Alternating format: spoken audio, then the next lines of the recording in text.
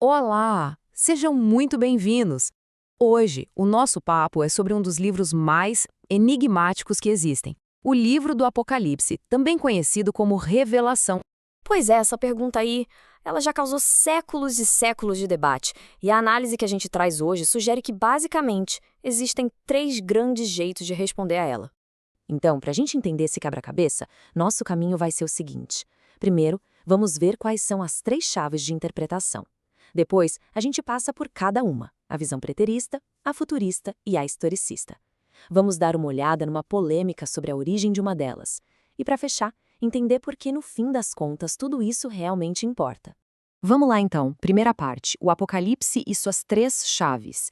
A grande questão aqui é: como é que diferentes visões de mundo leem o fim dos tempos? Bom, a ideia central da nossa análise é que não existe uma interpretação única. É como se existissem três chaves diferentes, sabe? E cada uma abre o livro de um jeito. Essas chaves são o preterismo, o futurismo e o historicismo. E olha que interessante, todas elas estão em uso hoje, em diferentes correntes religiosas. Certo? Vamos começar pela primeira chave, a visão preterista. Basicamente, é a ideia de que a profecia já ficou para trás. O que é o preterismo, então? É a crença de que as profecias do Apocalipse, bom, elas já aconteceram. Elas teriam se cumprido lá atrás, na época do Império Romano. Ou seja, o livro seria uma espécie de relato simbólico daquela luta antiga entre o bem e o mal, que já teve seu desfecho. E quem é que segue essa linha de pensamento? Segundo o material que a gente analisou, essa interpretação é mais comum no sistema religioso católico romano e também em alguns ramos da Igreja Presbiteriana. Geralmente, são instituições mais antigas, mais estabelecidas. E essa linha do tempo aqui, nossa, ela deixa tudo bem claro, né? Olha só, a visão preterista coloca tudo lá no comecinho, a Era dos Apóstolos, depois os eventos do Apocalipse acontecendo ali, no primeiro século, com figuras como Nero e, a partir do ano 70, pronto. Profecias cumpridas, fim de papo. Ok, vamos para a segunda chave agora. O futurismo. E essa aqui, olha, é uma das visões mais populares hoje em dia no meio protestante. A ideia do futurismo é bem diferente. Acredita-se que quase tudo no Apocalipse, ali do capítulo 4 em diante, ainda vai acontecer. E vai ser um futuro próximo, num período bem curto de tribulação, um pouco antes do fim do mundo. É como se os primeiros capítulos fossem uma carta para a Igreja Antiga e o resto, bom, o resto é um roteiro literal do que vem pela frente. Essa visão é super popular e é a base para muitas ideias conhecidas, como a do arrebatamento secreto ou daquela tribulação de 7 anos. O material que pesquisamos aponta que ela é a mais aceita entre denominações protestantes, igrejas pentecostais e fundamentalistas. E essa outra linha do tempo ilustra perfeitamente a ideia central do futurismo. Percebe? Tem a história da igreja primitiva lá no começo e depois um gap, um hiato gigantesco de quase 2000 anos onde, profeticamente, nada acontece. E aí, lá no futuro, bum!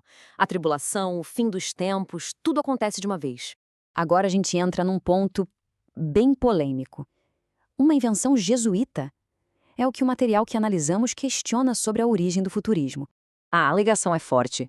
A fonte diz o seguinte: os jesuítas escreveram uma versão futurista com o objetivo de tirar o foco do Papa, que estava sendo acusado de ser o verdadeiro anticristo.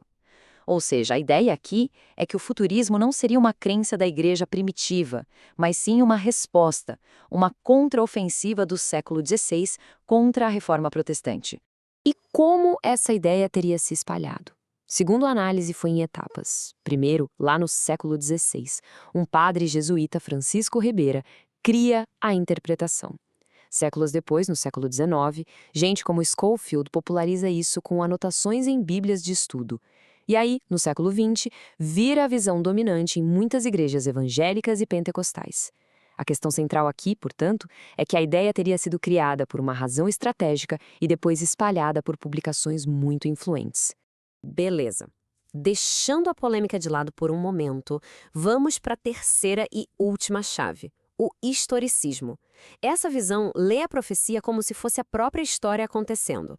Para quem segue o historicismo, o Apocalipse é um mapa profético que vai se desenrolando sem parar ao longo da história, desde a época dos apóstolos até a volta de Cristo. É bem diferente das outras visões, né? Porque aqui, grandes eventos históricos, tipo a ascensão e queda de impérios, são vistos como o cumprimento direto das profecias.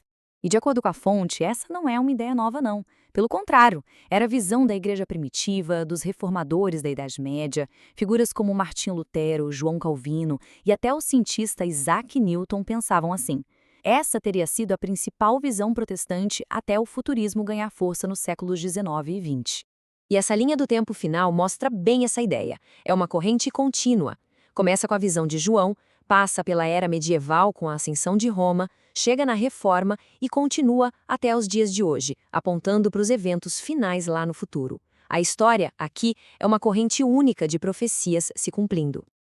Ufa! Apresentamos as 3 estruturas, as 3 chaves. Mas e aí, qual é a grande moral da história? Por que tudo isso importa? Essa tabela aqui ajuda a gente a colocar tudo em perspectiva de forma bem clara.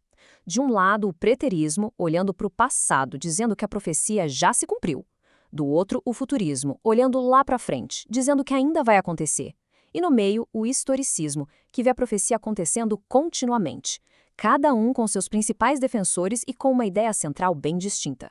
Então, o ponto crucial é que essa escolha de qual chave usar, ela muda tudo, altera fundamentalmente o jeito que a pessoa entende a história, a igreja e até o papel de Deus no mundo.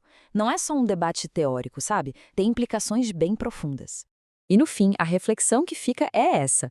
Se a mesma história pode ser lida como algo que já passou, como um evento atual ou como uma manchete do futuro, qual delas é? A forma como se lê o Apocalipse realmente parece moldar tudo que vem depois.